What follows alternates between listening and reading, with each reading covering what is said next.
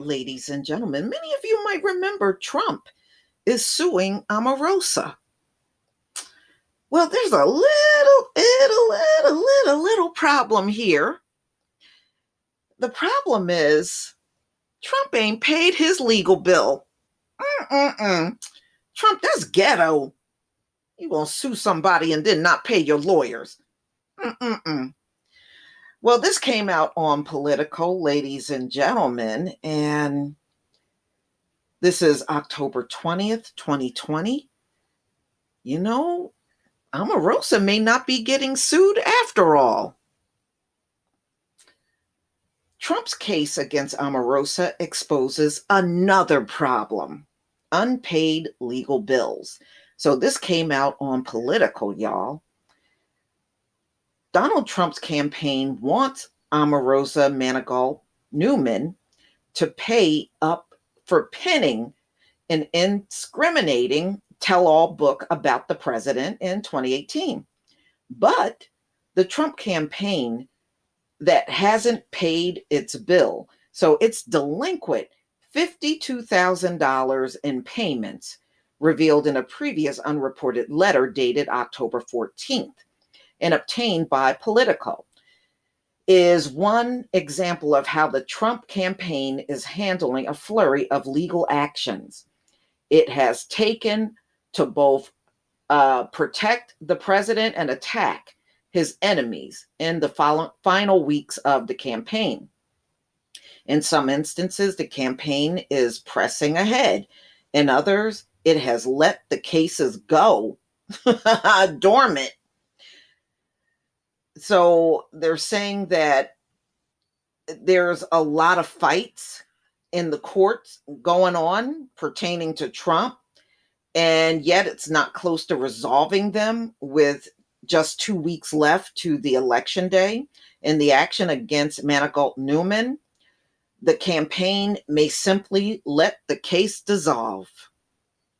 Omarosa may be off the hook because Trump ain't paid the legal bill.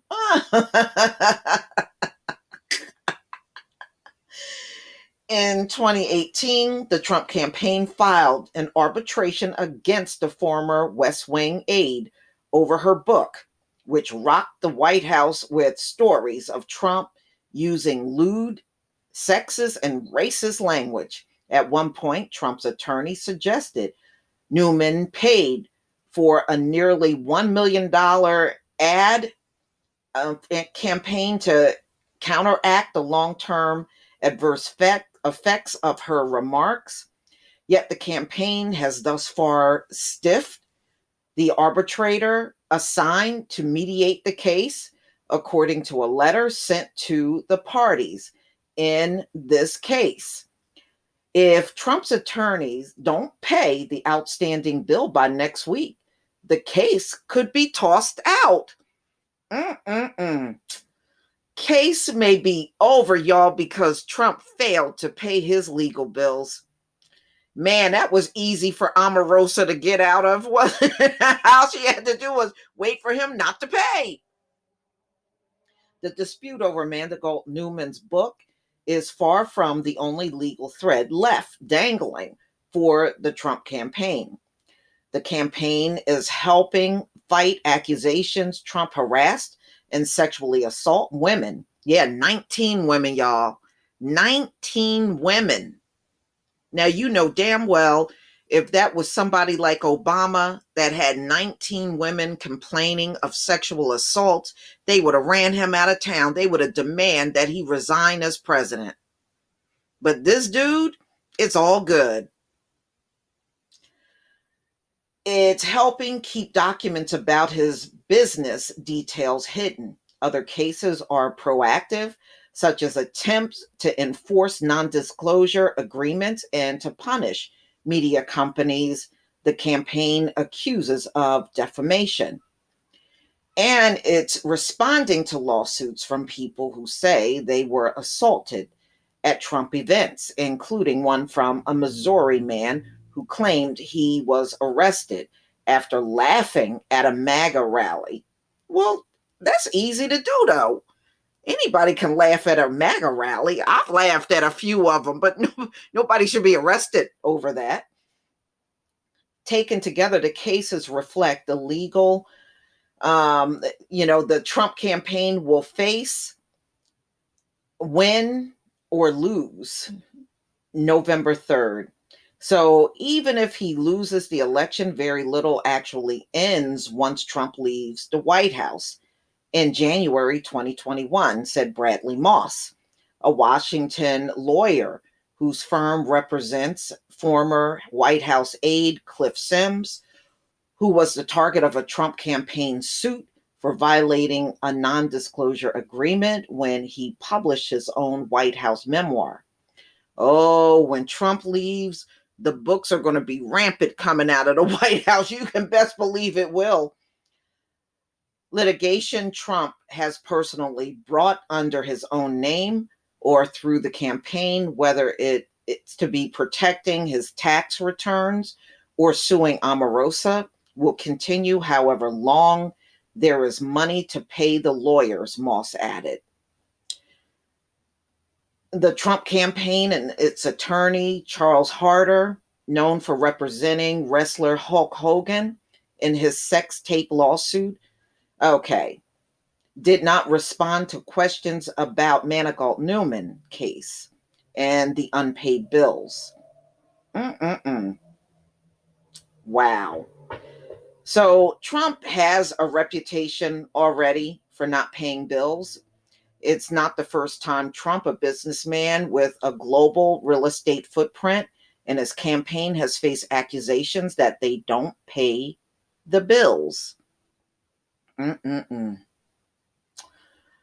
Private contractors, bartenders, painters, real estate brokers, and others have all claimed that Trump didn't adequately compensate them for their work before he was sworn into office.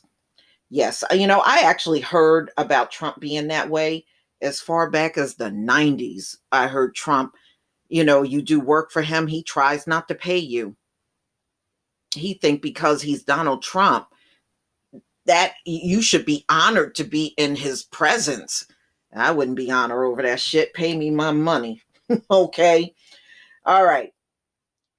So he has been doing this forever. This is really nothing new, for real. Most recently, Trump has been accused of failing to pay local officials who provided thousands of dollars in security assistance to the president's campaign during rallies. Damn, you won't even pay the people that protected your butt? Mm. The Trump campaign financial outlook is also faltering in the election final weeks. Yeah, I know. I heard Biden is outspending him. Trump has fallen behind Biden on fundraising, and just because I said that, it don't mean I favor Biden. Some of y'all really don't pay attention. I've seen some of the comments. Oh, well, you shouldn't be for Biden. I never said I was for Biden. I said I don't like either party. But if you say something about Trump, they think you like Biden. If you say something about Biden, they think you like Trump. Oh boy, I can't wait for this thing to be over. For real. Okay. In August, Democrats for the first time outraised Republicans by a staggering $154 million, eroding the president's longstanding cash on hand advantage. The pattern repeated itself in September when Biden raised 383 million dollars to Trump's 247.8 million. The Manigault Newman standoff stretches back to 2018 when the Trump campaign initially filed its arbitration case, considered a cheaper and quicker alternative to a lawsuit when attempting to resolve a dispute, according to attorneys.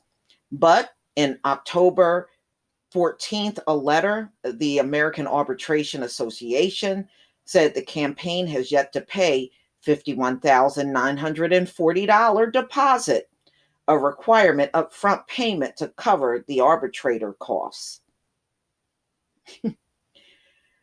Note that if the matter of unpaid deposit is not resolved by October 29th, 2020, the arbitrator will be asked to determine whether this proceeding should be suspended, the letter states.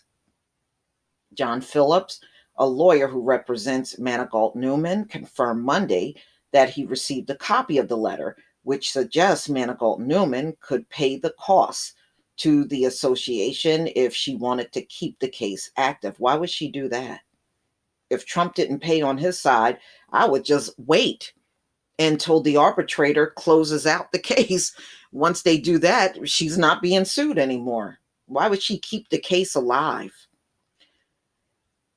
The Trump campaign has refused to show damages with any particular, until recently, they said they want Omarosa Manigault Newman to pay for campaign ads, which directly seem to violate many election laws. He said in a statement, now the campaign is causing more legal expenses and time spent because they won't pay their bill for the arbitration.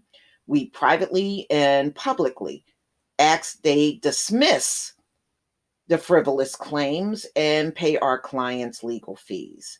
So there you go. Look like all Omarosa got to do is just sit and wait. Because Trump, he sure don't pay.